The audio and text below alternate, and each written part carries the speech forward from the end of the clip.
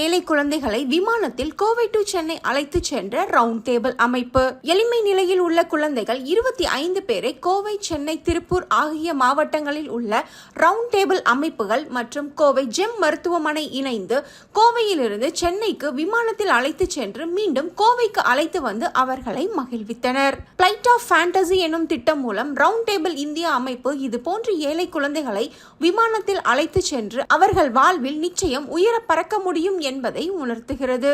இம்முறை Kovai Acme round table 133, Kovai penta round table 101, Tiruppur round table 116, Madras metro round table 95 மற்றும் Kovai GeM மருத்துவமனை இணைந்து 25 ஏழை குழந்தைகளை விமானத்தில் சுற்றுலா அழைத்து சென்றனர். இந்த சுற்றுலாவின் போது கோவையிலிருந்து அதிகாலை சென்னைக்கு குழந்தைகள் தங்கள் பராமரிப்பாளர்கள் மற்றும் ரவுண்ட் டேபிள் அமைப்பினர் தன்னார்வலர்களுடன் விமானத்தில் சென்று அங்கிருந்து சென்னை, கோளரங்கம் மற்றும் அக்வாரியம் சென்றனர். அறிவியல் மற்றும் நீர்வளம் பற்றி அங்கு அவர்கள் தெரிந்து கொண்டனர்.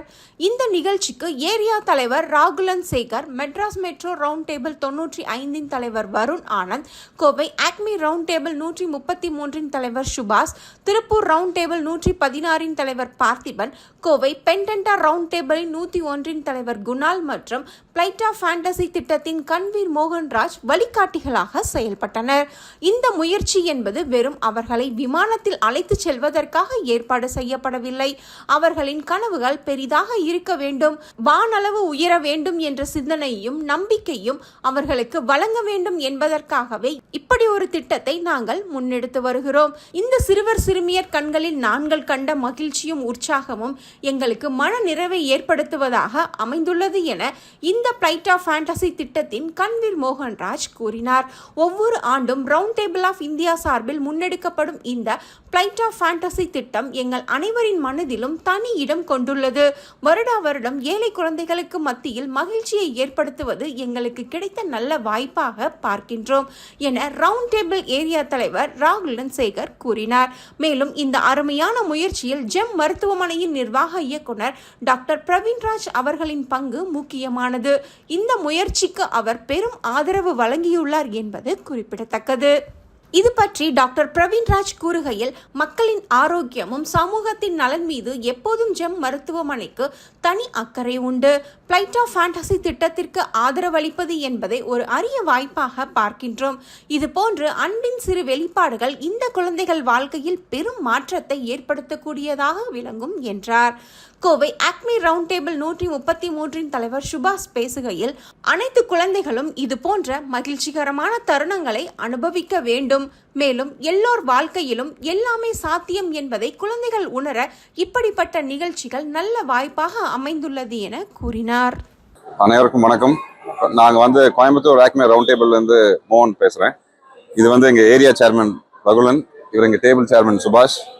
ஸோ நாங்கள் ரவுண்ட் டேபிள் இந்தியாவில் என்ன பண்ணுறோன்னு பார்த்தீங்கன்னா, கவர்மெண்ட் ஸ்கூல்ஸ்க்கெல்லாம் கிளாஸ் ரூம்ஸ் கட்டி கொடுக்குறோம்.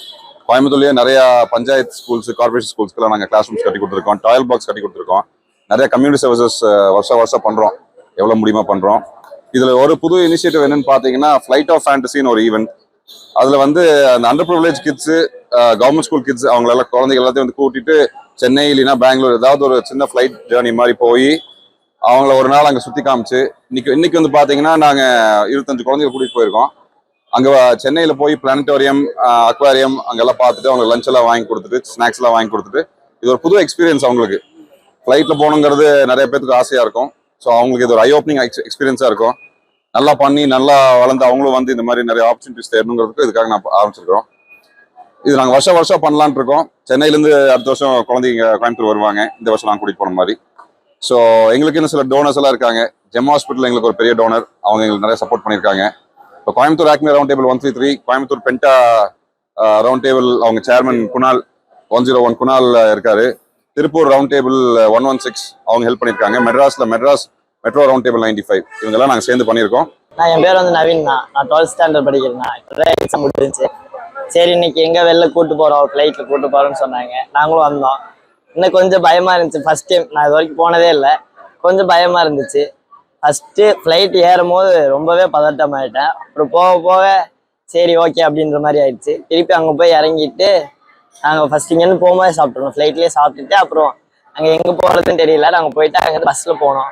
போயிட்டு ஒரு சயின்ஸ் எக்ஸிபிஷன் போனோம்னா அங்கே போயிட்டு அங்கே இருக்கிறதெல்லாம் பார்த்துட்டு என்னென்ன இருக்கு அதில் என்னென்ன பண்ணியிருக்காங்க என்னென்ன பண்ணணும் அப்படின்றதெல்லாம் பார்த்து தெரிஞ்சுக்கிட்டோம்னா திருப்பி வர வழியில ஒரு மீன் இதுக்கு போனோம்னா எந்தெந்த வகையான மீன் இருக்கு எப்படி எப்படி இருக்கு அதை எப்படிலாம் பார்க்க முடியும் அந்த மாதிரி இதுக்கு அதெல்லாம் கற்றுக்கிட்டு வந்தோம்னா கற்றுக்கிட்டு திருப்பி பஸ்ஸில் வரும்போது என்ஜாய்மெண்ட்டோட தான் வந்தோம்.